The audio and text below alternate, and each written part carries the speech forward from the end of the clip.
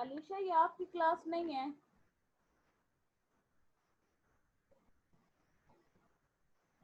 आपकी क्लास हो चुकी है।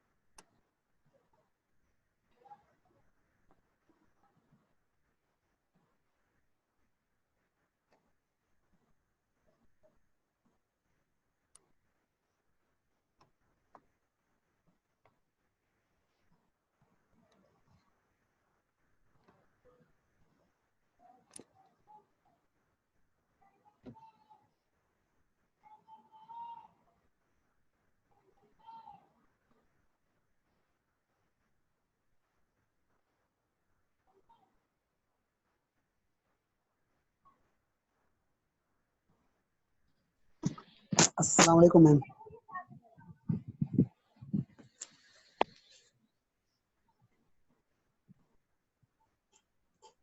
अस्सलाम वालेकुम। वालेकुम सलाम। आवाज नहीं आ रही मेरी? मैंने किया है आपको जवाब दिया।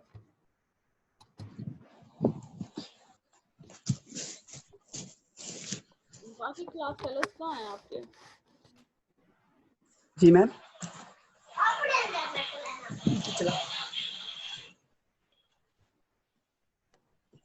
अच्छा, हमने डिसऑर्डर स्टार्ट किया हुआ था, ठीक है, जिसमें मैंने आपको बताया था मेटाबॉलिक एसिडोसिस का।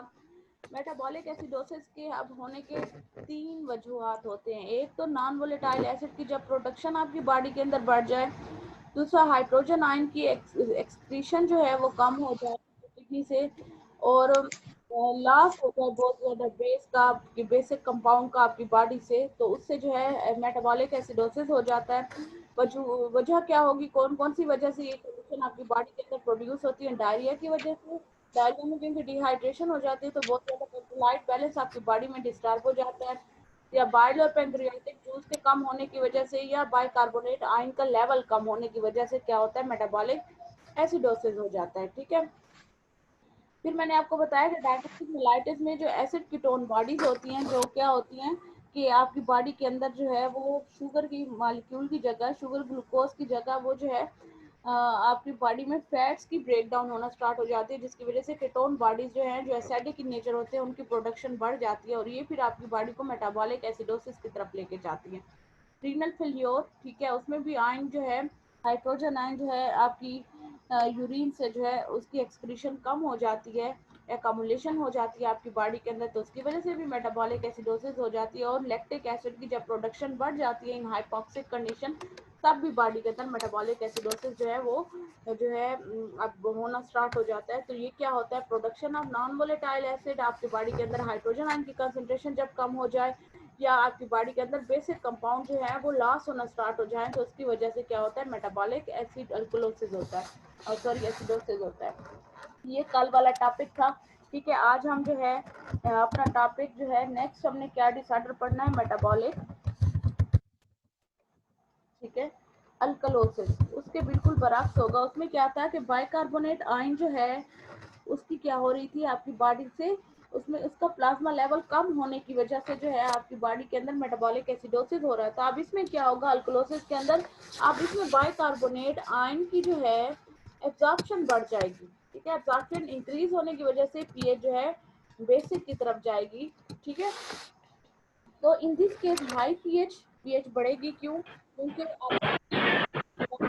एक्सेसिव अकामुलेशन हो जाए, बहुत ज़्यादा मिकदार के अंदर आपकी बॉडी के में जो है वो क्या होता है कि बाइकार्बोनेट आयन जो है वो जमा होना स्टार्ट हो जाता है प्लाज्मा के अंदर, और हाइड्रोजन आयन जो है प्लाज्मा से लॉस होना स्टार्ट हो जाता है। ठीक है, तो ये एक्सचेंज की वजह से, जिसकी वजह से आपकी बॉडी जो है मेटाबॉलिक अल्कलोसिस की तरफ चली जाती है, पीएच जो है अल्कलाइन की तरफ चली जाती है, और डिप्रेस ब्रीथिंग जो होती है, ब्रीथिंग रेट आपका हाइपो में चला जाएगा, हाइपो वेंटिलेशन में, जिसकी वजह से पार्शियल प्रेशर जब कार्बन डाइऑक्साइड का बढ़ जाता है, तो जब इंक्रीज पार्शियल प्रेशर होता है तो आपकी जो अवेलेबिलिटी होती है हाइड्रोजन आयंस की, वो ट्यूब्यूलर सेल्स के अंदर बढ़ जाती है। ठीक है, ट्यूब्यूलर सेल्स कौन से होंगे, यहाँ पर आपकी किडनी,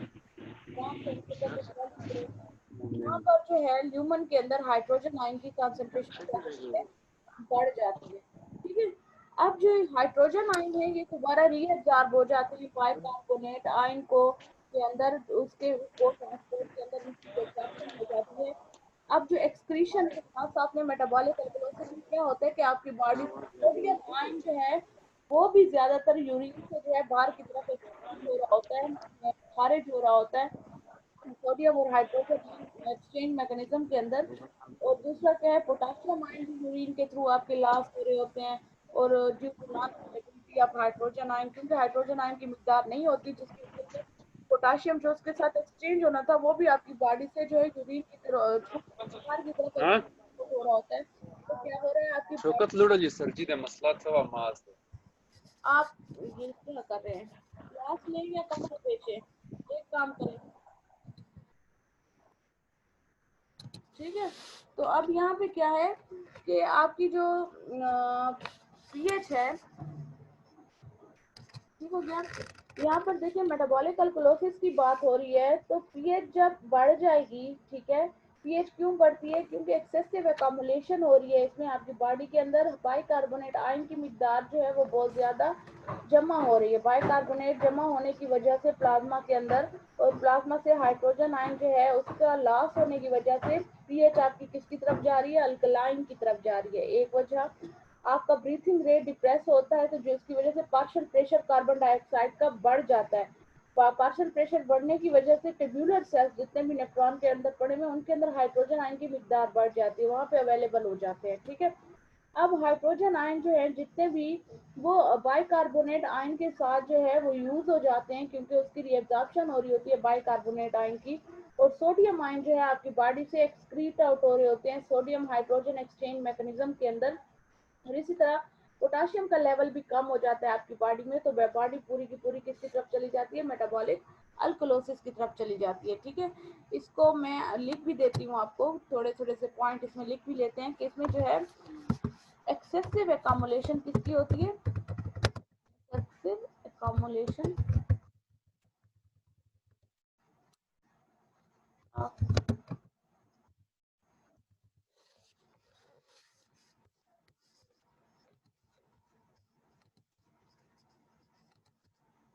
ठीक है, इसमें क्या है, बाइकार्बोनेट आयन की जो है एक्सेसिव एकमुलेशन हो जाती है आपकी बॉडी के अंदर, यहाँ पर नेगेटिव साइन इसके ऊपर लगाना है।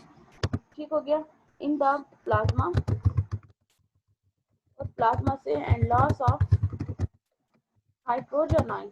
ठीक है, हाइड्रोजन आयन जो है लॉस हो जाएगा from plasma.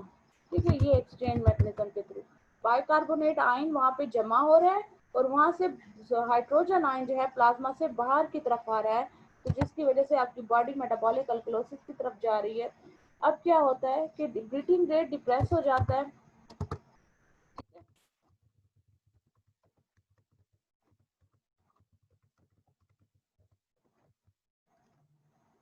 and thus increases partial pressure of carbon dioxide. ठीक है, कार्बन डाइऑक्साइड का जो पार्शियल प्रेशर है आपकी बॉडी के अंदर उसको क्या कर देगा, इंक्रीज कर देगा। और जब पार्शियल प्रेशर बढ़ता है किसी चीज का, तो वही चीज बाहर की तरफ से आपकी बॉडी के अंदर रश करना स्टार्ट कर देती है। ठीक है, तो अब यहाँ पर पार्शियल प्रेशर जो है कार्बन डाइऑक्साइड का डिक्रीज हो गया है, ठीक है, सॉरी इंक्रीज हो गया है। तो इंक्रीज पार्शियल प्रेशर की वजह से क्या होगा कि आपके हाइड्रोजन आयन की कंसंट्रेशन जो है उसकी अवेलेबिलिटी जो है ट्यूब्यूलर सेल के अंदर इंक्रीज हो जाएगी। ठीक है, इंक्रीज होने की वजह से हाइड्रोजन आयन की कंसंट्रेशन फिर ज्यादा से ज्यादा बाइकार्बोनेट आयन आपकी बॉडी के अंदर एब्जॉर्ब होना स्टार्ट हो जाएंगे, रीएब्जॉर्ब होना स्टार्ट हो जाएंगे। ठीक है,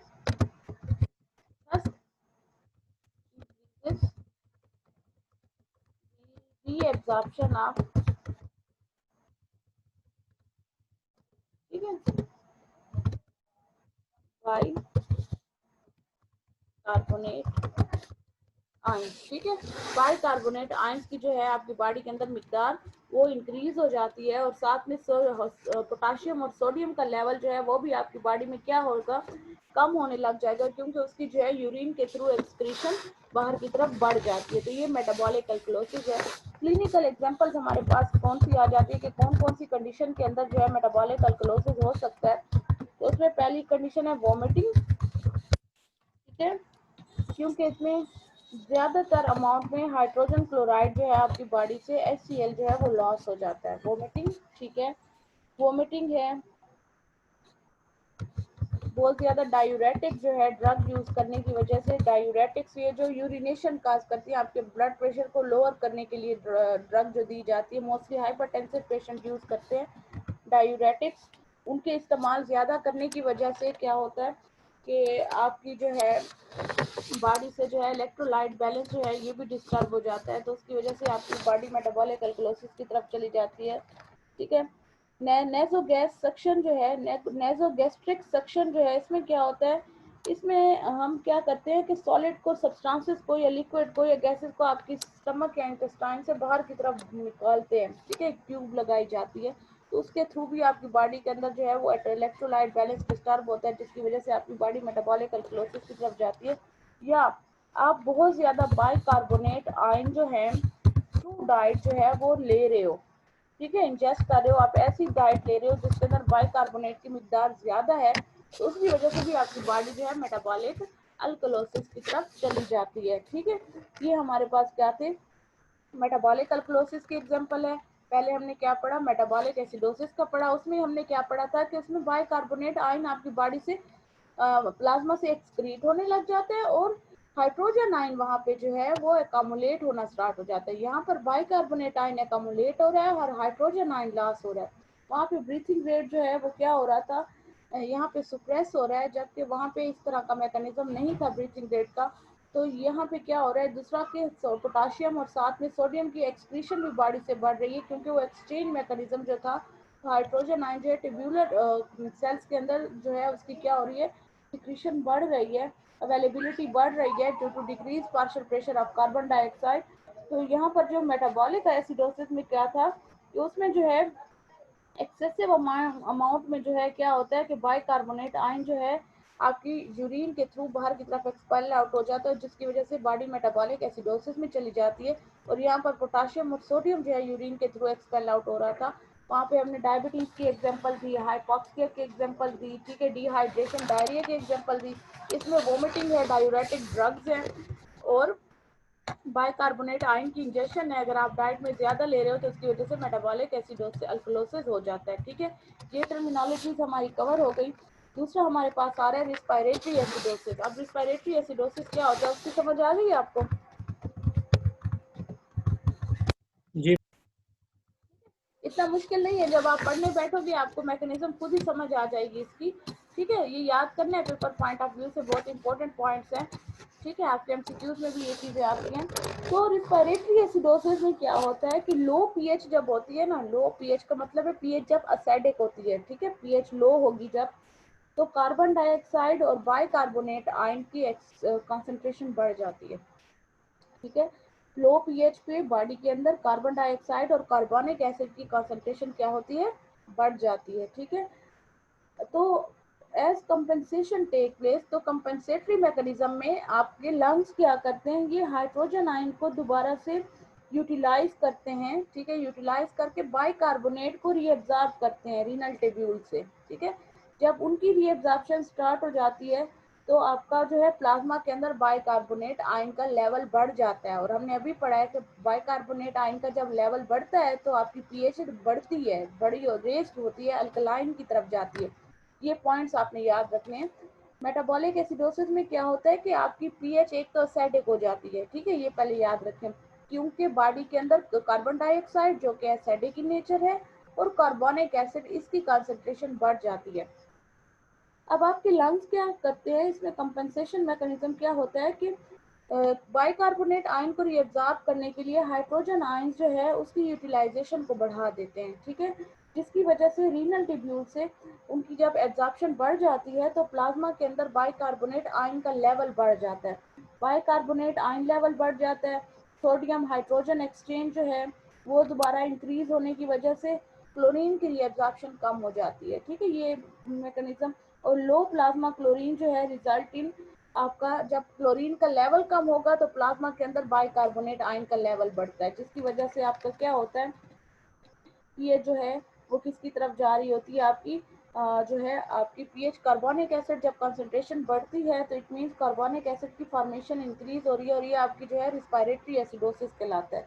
एग्जाम्पल क्या होगा, जब आपका रिस्पायरेटरी सेंटर डैमेज हो जाता है, नमोनिया होता है, उसमें भी होता है, और आपका रिस्पायरेटरी एयरवे के अंदर पैसेज के अंदर ब्लॉकेज है, या उसके अंदर क्या है ऑब्स्ट्रक्शन है, या आपके स्केलेटल मसल्स बहुत ज्यादा वीक है, तो तब भी आप रिस्पायरेटरी एसिडोसिस की तरफ जाते हो। ठीक है, तो लो पीएच, ठीक है, due to increase carbon dioxide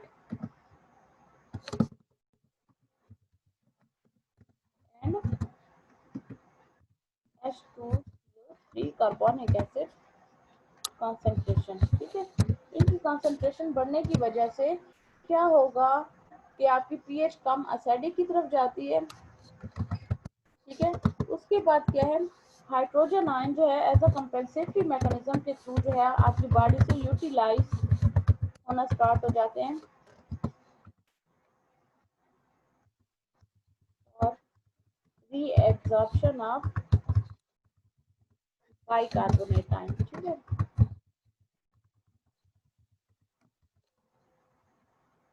ये हो गया रीएब्जॉर्प्शन।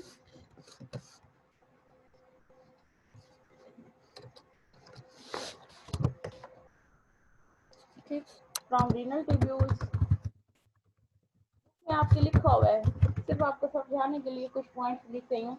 तो रिजल्टिंग क्या होगा कि आपका प्लाज्मा लेवल में जो है बाइकार्बोनेट आयन का लेवल जो है वो क्या हो जाता है, इंक्रीज हो जाता है। ठीक है, मैं साथ में आयन इसलिए लिख रही हूँ क्योंकि पॉजिटिव और नेगेटिव साइन जो है मुझे यहाँ पे लगाने का तरीका नहीं आता, इसलिए मैं वो नहीं लिख रही, साथ में आयन छोटा सा ब्रैकेट में लिख देती होती हूँ। ठीक है, अब क्या होगा कि रिस्पायरेटरी एसिडोसिस में आपने क्या चीज़ देखी है कि आपकी बॉडी के अंदर कार्बन डाइऑक्साइड और कार्बोनिक एसिड की कंसंट्रेशन क्या हो रही है, बढ़ रही है। ठीक है, इंक्रीज हो रही है, ये हाईलाइट कर देती हूँ। ठीक हो गया, तो जिसकी वजह से आपका जो कंपेंसेटरी मैकेनिज्म के तौर पे रीनल ट्यूब्यूल से दोबारा जो है बाइकार्बोनेट आयन की रीअब्जॉर्प्शन इंक्रीज हो जाती है। ठीक है, हाइड्रोजन आयन को यूटिलाइज करके वो दोबारा से बाइकार्बोनेट आयन को क्या करता है, रीअब्जॉर्ब होना स्टार्ट हो जाते हैं बाइकार्बोनेट आयन, कहाँ से, रीनल ट्यूब्यूल से। ठीक है, और क्या होगा कि इंक्रीज सोडियम और हाइड्रोजन एक्सचेंज भी इंक्रीज हो जाते हैं, क्योंकि क्या होता है क्लोरीन आयन की जो है वो रीअब्जॉर्प्शन कम हो जाएगी। जब प्लाज्मा के अंदर क्लोरीन का लेवल कम होगा तब सोडियम जो बाइकार्बोनेट आयन है वो भी जो है उसकी कंसंट्रेशन भी प्लाज्मा के अंदर क्या हो जाएगी, इंक्रीज हो जाएगी। ठीक है, एग्जाम्पल हमारे पास जो है क्लिनिकल एग्जाम्पल आ रही हैं, क्लिनिकल एग्जांपल्स में आपके पास क्या आता है, कौन कौन सी ऐसी कंडीशन है जिसमें आपकी बॉडी जो है रिस्पायरेटरी एसिडोसिस की तरफ जाती है, उसमें निमोनिया है। ठीक हो गया, एयरवे ऑब्स्ट्रक्शन है, एयरवे ब्लॉकेज हो जाती है, ऑब्स्ट्रक्शन हो जाता है, एयरवे जो है उसके अंदर जो है श्रिंकेज होने, एयरवे पैसेज ब्लॉक हो जाता है। ठीक है, ये ब्रीथिंग रेट क्या हो जाता है वो आपका फिर सफ़र होगा, क्योंकि आपकी या तो वो ब्रोंकियोज जो हैं वो कॉन्स्ट्रिक्ट हो जाती हैं या नैरो हो जाती हैं, जिसकी वजह से आपकी जो एयरवे है वो सही से वहाँ से जो है वो पास आउट नहीं हो सकता। नमोनिया है, एस्थमा है, ठीक है, एयरवे पैसेज उसके अंदर भी ब्लॉकेज होती है। तो या आपका रिस्पायरेटरी सिस्टम के अंदर कोई भी डैमेज है, ठीक है, डैमेज टू रिस्पायरेटरी सेंटर, उसके अंदर जो है आपकी जो है लंग्स जो है रिस्पायरेटरी एसिडोसिस की तरफ चले जाते हैं, आपका जो सेंस पूरा रिस्पायरेटरी सिस्टम है वो एसिडोसिस की तरफ चला जाता है। तो ये हमारे पास जो है एग्जांपल्स आ गई है इसकी, रिस्पायरेटरी एसिडोसिस की। यहाँ तक समझ आ गई है।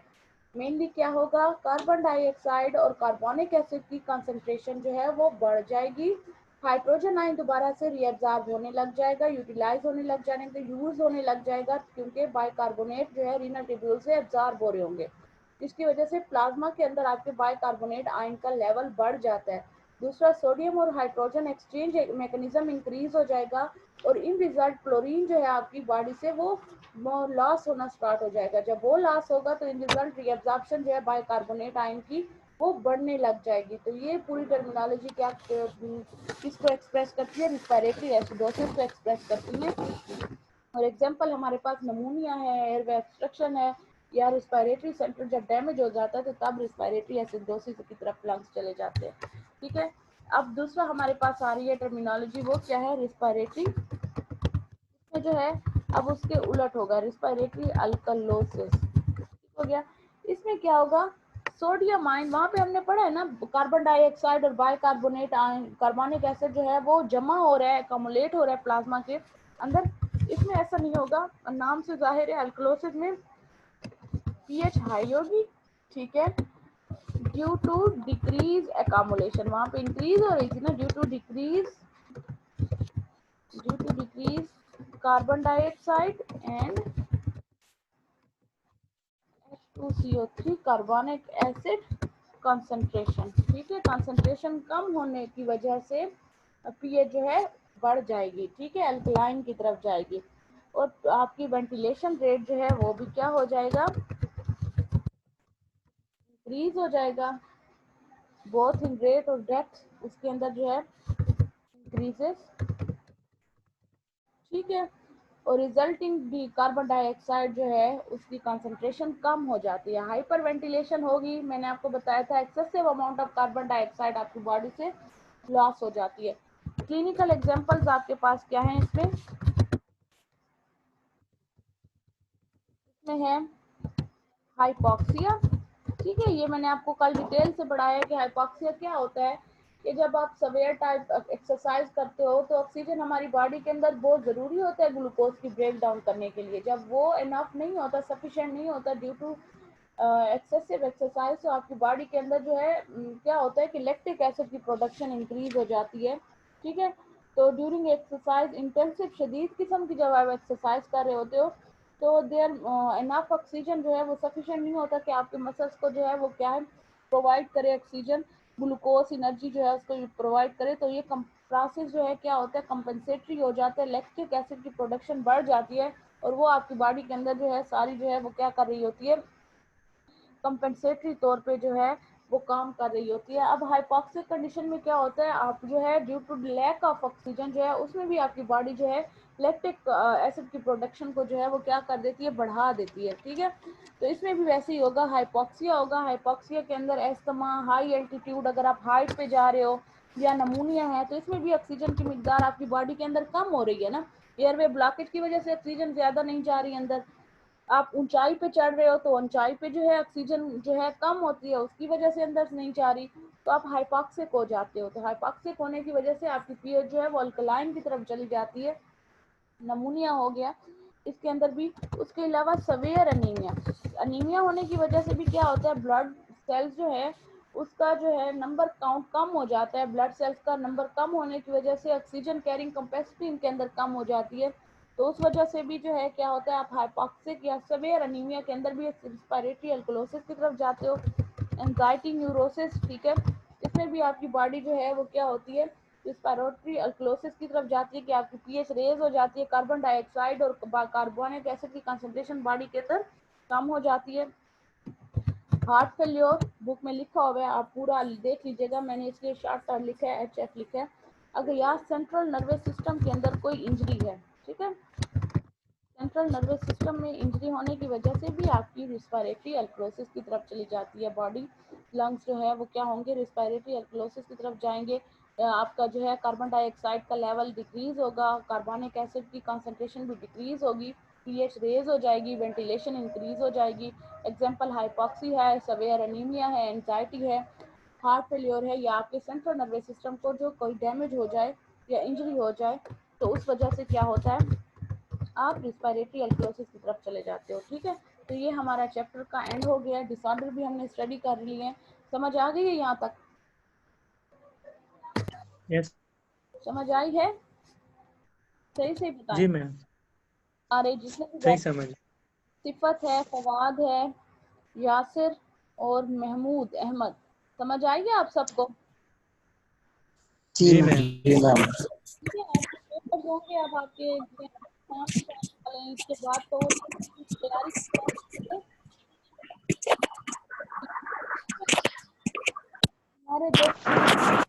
हमारे सिर्फ 2 चैप्टर रह गए हैं। 2 चैप्टर्स रह गए, इंशाल्लाह कोशिश करेंगे कि ईद से पहले इसको एंड कर दें चैप्टर्स को। ईद की छुट्टियां पता नहीं आपको कब से मिलने वाली हैं, ये तो मुझे नहीं पता। वही होगा कि जाहिर है अब तो क्लासेस घर से हो रही हैं तो वो टाइम शेड्यूल भी चेंज होगा। आज 23 है, ठीक है, 23 है आज, तो फिर 31 से ईद है ना? जी मैम 31 शायद। तो यानी कि हम अगर एक और चैप्टर भी एंड कर लेना तो एक चैप्टर फिर रह जाएगा हमारा। मैम ये मिनरल वाला तो 2 दिन में होने जाए। मिनरल्स वाला चैप्टर मैं चेक करती हूँ। हाँ, ये तो सिर्फ बॉडी फ्लूइड्स वाला एक चैप्टर रहता है ना हमारा, हमने वो पढ़ना है। मिनरल्स, हाँ मिनरल्स हो जाएगा, एक दिन में हो जाएगा। जी ये चैप्टर आपका जो है एमसीक्यूज पॉइंट ऑफ व्यू से बहुत इंपॉर्टेंट है, मिनरल्स वाला चैप्टर, ठीक है, इसमें से एमसीक्यूज जी बहुत ज़्यादा आते हैं। तो ये चैप्टर कर लेंगे कवर, और फिर हमारा एक बॉडी फ्लूइड्स वाला रह जाएगा, बस वो भी कंप्लीट कर लेंगे, फिर आपके पेपर सॉल्व करेंगे इंशाल्लाह। ठीक है। मैम मेरा तो 9 चैप्टर आगे एमसीक्यूज हैं और 8 चैप्टर नहीं है। आप फिर इस तरह किया करें कि मैं जो पढ़ाती हूँ उसकी स्क्रीनशॉट ले लिया करें। जी मैम।